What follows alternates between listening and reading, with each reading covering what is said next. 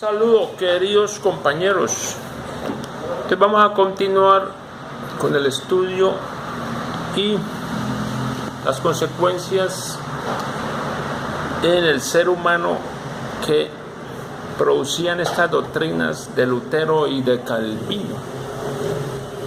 Entonces veíamos que había un factor destinado a incrementar la hostilidad entre las personas, especialmente entre la clase baja y la clase media. Y ese factor era el lujo y el poder que podía permitirse y ostentar el naciente capitalismo, inclusive los altos destinarios de la iglesia ostentaban lujo y poder. Entonces vamos a ver eso, cómo produce hostilidad y resentimiento entre las clases más bajas. Pero entonces, si bien su envidia aumentaba, los miembros de la clase media no podían hallar una expresión directa de sus sentimientos, tal como les era posible hacerlo a las clases bajas. Estas odiaban a los ricos que los explotaban, deseaban destruir su poder y por lo tanto nada impedía que sintieran y expresaran su odio. Estamos hablando de las clases bajas. También la clase superior podía expresar su agresividad a través del apetito del poder. Pero los miembros de la clase media eran esencialmente conservadores.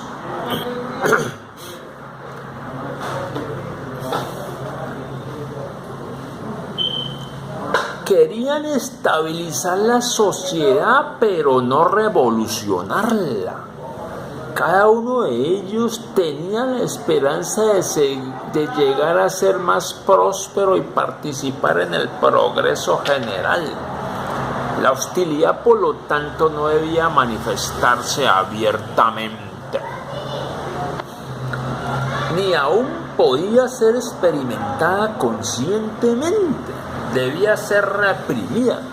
Sin embargo, esta represión solo aleja el objeto reprimido de la claridad de la conciencia. Mucho cuidado ahí con la conciencia, que vuelve un factor importante cuando se aleja el objeto de la represión. Entonces, en síntesis, la represión aleja el objeto reprimido de la claridad de la conciencia, pero no lo anula. Además, la hostilidad reprimida, a no hallar ninguna forma de expresión directa, aumenta hasta el punto de impregnar la personalidad, todas las relaciones con los otros y con uno mismo, pero de manera más racionalizada y disfrazada. O sea, al no expresar la hostilidad, se vuelve un veneno.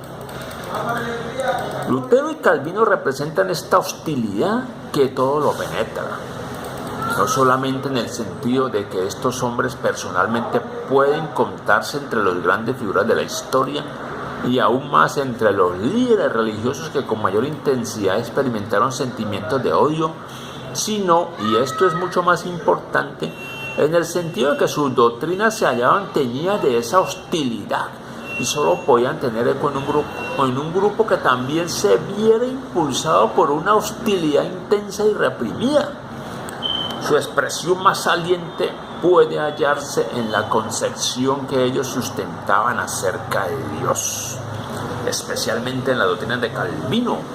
Si bien estamos familiarizados con este concepto, con frecuencia no nos damos cuenta cabal de lo que significa concebir a Dios como un ser tan arbitrario y despiadado como lo es la divinidad calvinista, capaz de predestinar a una parte de la humanidad a la condenación eterna, sin más justificación o razón que la de manifestar una expresión del poder divino.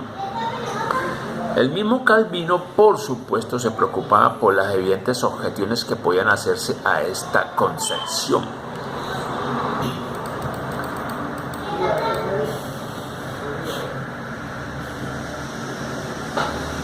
Pero las construcciones más o menos sutiles que formulara para sostener la imagen de un Dios justo y lleno de amor no tenían el don de convencer. Esta concepción de una divinidad despótica que exige un poder ilimitado sobre los hombres, su sumisión y humillación constituía la proyección del odio y la envidia experimentados por la clase media. La hostilidad y el resentimiento también se expresaban en el tipo de relaciones con los demás. La forma principal que ellos asumían era la de indignación.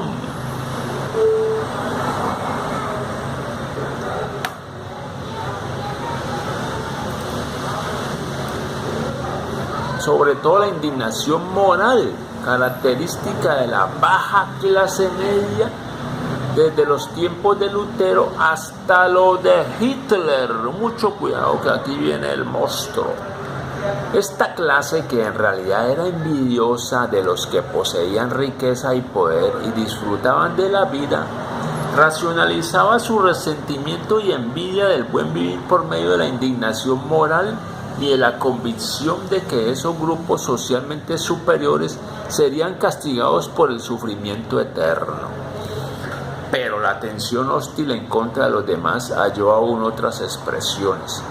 El régimen de Calvino en Ginebra se caracterizaba por un clima de sospecha y hostilidad universales que colocaba a cada uno contra todos los demás. Por cierto que en este despotismo hubiera podido hallarse muy poco espíritu de amor y fraternidad. Calvino desconfiaba de la riqueza y al mismo tiempo experimentaba poca piedad hacia la pobreza.